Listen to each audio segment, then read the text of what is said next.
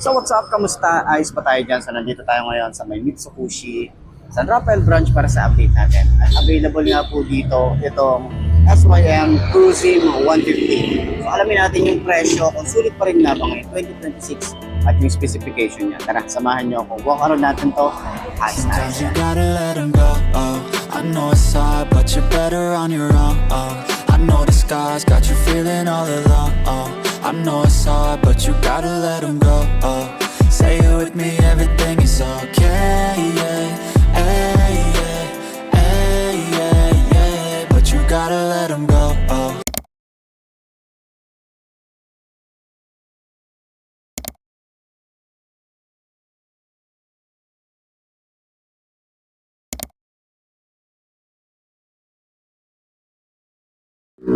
So yun lang mga best no, sa lahat ng mga nagtatanong magkano nga ba ang ganitong motorcycle. Ito ay nagkakahalaga ng 98,900 kapag kinuha nyo ng cash. At syempre available din po sila sa installment. Lalagay ko sa screen nyo para at least meron tayong idea magkano nga ba ang kanilang installment and then magkano nga ba ang down payment na. So yan, sa tingin nyo sulit nga ba ang presyo ngayon 2026? And sa mga nakagamit na ng ganitong motorcycle, baka pwede yung i-share dyan sa comment section. Ano nga ba yung mga naging experience nyo sa motorcycle na to? Ayos na ayos yan. I know it's hard, but you're better on your own. Yeah, on your own. Yeah. All these feelings kept, I wanna be over it. But something deep inside makes me feel alone again. They were in my life, never got that closure yet. Push the pain aside, it's heavy when I'm sober, yeah. Turn my thoughts off, I'm over it. Two shots too deep, I'm alone again. This ain't healthy, she's never helped me. And that's why sometimes you gotta let them go. I know it's hard, but you're better on your own. I know the scars got you feeling all alone. I know it's hard, but you gotta let them go. Say it with me, everything is okay. Yeah, hey, yeah, hey, yeah, yeah. But you gotta let them go. I know it's hard, but you're better on your own. So ayun lang mga best no, available na nga po dito sa may Mitsubishi San Rafael branch. Dalawang unit yan. Meron tayong kulay white dito and then yung kulay black doon na matte finish. Ito naman is glossy white. Okay, so available pa rin dito ang Cruisim 150. Okay, meron tayong dalawa rito na ito naka-activate to. Makikita natin dito yung panel niya and then yung ilaw. Kung kamusta nga ba ang ilaw na to at kung sulit nga ba. Bilhin ngayon 2026 bagong taon and then gusto ko lang din kayong i-update sa presyo nito dahil nga alam naman natin bumaba yung presyo nito. So naka dual channel ABS na nga rin to. Panalo talaga yung specs nito kahit sabihin natin na napag-iwanan itong si Cruisim pero alam ko babalik to at meron tong surprise and sa SYM pa marami tong nilalabas ng mga motorcycle. So abangan natin yan in 2026. So ngayon, tingnan natin kung ano pa rin ba sa 5.2, abot pa rin ba ng 5.2 ang Cruisim 150. So side stand natin, check natin. So medyo mabigat yung motor pero ang bulky kasi talaga niyang tingnan no? Talagang ano to maxi scooter ang isang to. So ganyan ang itsura niya kapag naka side stand. So eto 5.2 ang ating height, tingnan natin pero napaka-komportable niyang sakyan. Tapos ang laki pala nung ano nito. Laki nung kanyang side mirror. Tapos yung kanyang handlebar, naka-naked handlebar tayo rito. And then ang laki din nung ating gulay board. Tapos meron tayong extension. Ganyan extension natin. Ganyan yung riding position natin. Okay? So pwede rin tayo dito sa side. Ayan, ito kasi yung ating angkasan, di ba? So itsura naman natin para sa angkas. Pag naging OBR tayo, ito yung itsura. Pag OBR. Ayan. Sobrang lambot ng upuan sa back ride. Same lang din naman dito sa front, sa rider natin. Pero mas malambot dito sa back ride. Ayan. So, sobrang komportable. Tapos, hindi masyadong yung tuhod natin. Hindi masyadong nakatiklop. Okay. Sakto lang para sa akin. Okay yung 5.2. Pero siguro kapag matangkad ka, ayan natin, di ba? So, ayan. Hindi masyadong madulas yung gulay board and 5'2" yung ating height. Ayan, tingnan natin kung ano yung tsura natin dito. Ayan, so Yung shock, lambot. Sobrang lambot din ng shock sa likod. Ayan. So, sa turning radius niya, malawak din yung turning radius. And yung shock. Yun ah. So, ayan, tingnan natin yung ayan yung itsura natin dito. And sa tingin nyo, sulit pa rin nga bang bumili ng Cruisin ngayong 2026? Sa tingin nyo, comment nyo naman yan. Nice siya. So, center stand natin. Tingnan natin kung magaan din ba siya yung center stand. Medyo may kabigatan yung motorcycle, pero kayang-kaya naman. Ayos.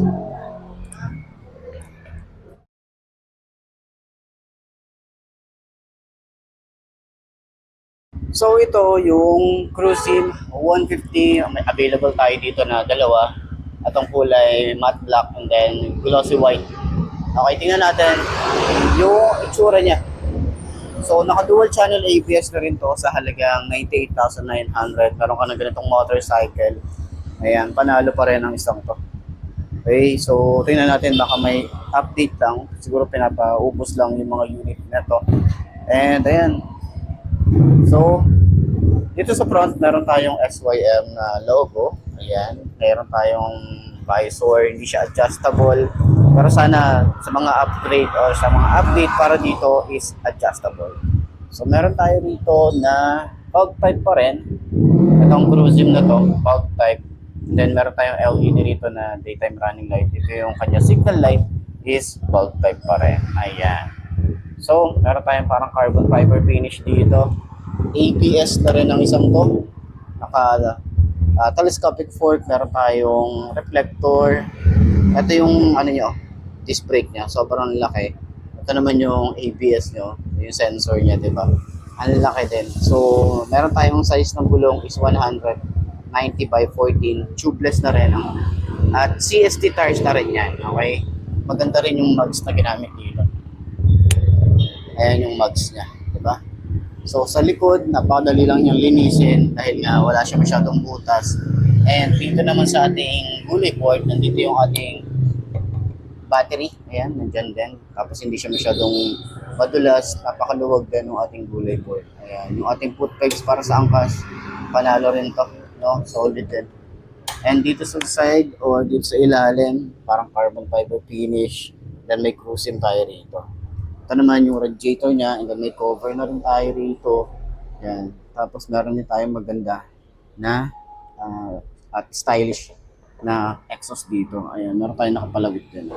Tapos meron tayo dito dual shock, adjustable na rin yan. Meron din swing arm. Okay. Yung disc brake niya nandun sa gitna. The usual kasi na nandito sa side, pero ito nasa gitna talaga nung kanyang mugs. Ayan, naka-disc brake din yan at may ABS na rin yan. Okay, ito yung itsura dito sa ilalim. Malinis lang. Pero wala siyang cover dito na goma. Okay, ayan. So, meron din tayo rito tire hugger. Yung Cruisin na emblem, talagang ang premium niya. Ang kapal ng emblem niya. Diba? So, ating grab bar, matte black. And then yung ating upuan. Ayan. Napansin natin dito, tinuruan tayo kanina. Pag nakapatay yung makina, ma-open natin dito sa susi. Ayan, ma-open natin dito sa susi. And then, meron din tayo rito kill switch. Okay, ito naman yung ating gas tank. Malinis lang yung itsura dito, yung design niya. Tapos, yung kanyang itsura ng ating cap. Ayan. So, galing ano? Ayan, napaka-easy lang niyang gamitin. And then may helmet hook tayo rito. And then yung upuan, sobrang lambot dito sa ating OBR. Ayan, sobrang lambot sa OBR. And then, dito rin sa ating upuan ng rider. Ayan. So may mga stitches na rin yan na kulay white. And then napansin natin dito, wala na yung flasher sa ating switches. Ito, seat open na siya. So, gagana lang to kapag naka-on yung makina or katulad yan. In-on natin siya. Ayan. So, gagana lang to. Okay, ayan. Naririnig nyo? Naririnig nyo? Ayan. Diba? So, dun lang siya nagpa-function. So, para in case na hindi mo napatayin yung makina at meron kang kukunin sa loob ng compartment, eh, ito na lang. Okay? So, nawala nga lang yung ating flasher. Okay? Ayun lang, wala na yung flasher natin dito. So, ingat lang din tayo rito kapag nasa biyahe tayo, tapos bigla natin mapindot to, mag-o-open yung upuan natin, di ba? So, signal light, meron tayo rito, hazard switch, wala, busina. Then, meron tayong electric starter, headlight, park light, headlight, and off. And then, lever natin dito. Medyo manipis yung lever natin dito. Yung grip niya, makapit. Ayan, para may mga spike dito, medyo masakit sa kamay. Hindi lang din na siguro ako sanay. Pero yung throttle niya medyo malalim. Bar end natin dito metal. Ayan. Tapos yung side mirror. Ayan, malapad. Kita niyo yan. Ayan, malapad yung side mirror. Tapos dito naman sa side. Ayan, dito sa side. Meron tayo ditong ayan, yung disc brake natin dito. Tapos yung ano nga pala yung tire size dito is 110, 80 by 14, tubeless na rin. SYM na panggilid, filter niya, ayan, may SYM na naka-emboss. Ayan. Side stand kill switch, alam ko meron to eh, pero parang wala akong nakikita. Alam ko meron to. So, double check na lang din natin, pero alam ko meron. Hindi ko lang din sure. Kasi iba na yung function din nito. So, ayan. Meron tayo rito side pocket. May USB charging port na rin tayo dito. Utility hook. Pwede natin itago kapag di natin kailangan. Susi natin. Ito yung itsura. So, pwedeng ganyan yung itsura ng susi natin. So, medyo maliit na rin siya. Diba? Yeah, maliit lang din siya kapag tiniklop. Ayan. So, on natin. Kita natin yung ating dash panel. Ayan. So, ganyan yung tsura. Meron tayong select. Ayan, select. Ito, may voltmeter tayo rito. Okay, ito yung clock. Kung gusto mo ng clock o voltmeter, ayan. So, yung mode naman, ito, trip, odo. Ayan, trip and odo lang dito sa side. Tapos ito yung speedometer, RPM, fuel gauge, tapos signal light. Ito yung signal light, left and right. Ayan. So, may tumutunog siya. Mapapansin natin parang sa mga sasakyan. May naririnig tayong tunog. Kaya kapag nakakalimutan natin patayin, pero magpapaalala sa atin na meron tayong nakasignal tayo. Ayan. So, may ABS na rin yan. Activated engine check. Nakalagay. So, mamamatay lang yan kapag nag-on na tayo ng makina. Tapos, meron din tayo rito temperature. So, headlight natin. Check natin yung headlight. Ayan yung headlight natin. So, sa signal light, ayan. Ito yung signal light natin. Okay? Hindi pa siya LED, pero goods naman yan. Ito naman yung taillight natin. Ito LED yung taillight natin. Tapos, ganyan ang itsura niya. Ito naman yung signal light niya. May plate light na rin tayo rito. And then, malapad yung ating fender. Ayan. So, ganyan ang itsura natin. May patay na natin. So, yun. Sa lahat ng mga gustong bumili ng ganitong motorcycle, puntahan nyo na lang dito sa Mitsubishi San Rafael branch kung gusto nyo ng ganitong motorcycle. So, yun lamang po. Maraming salamat. Tabush.